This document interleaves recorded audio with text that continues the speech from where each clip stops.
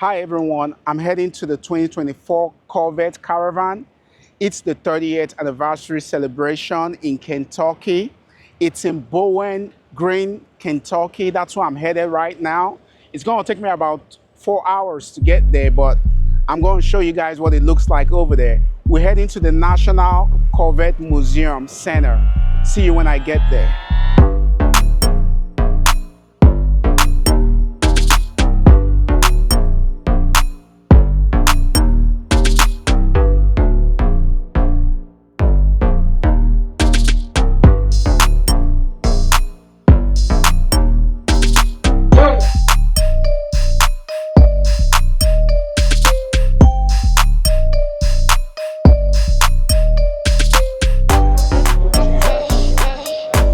So right now we're at the Cannonballer. I guess this one is like a giveaway or something,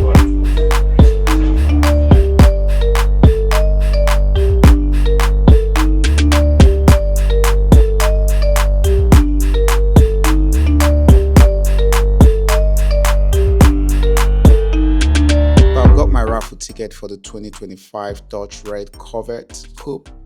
Hopefully I win at the end of the day.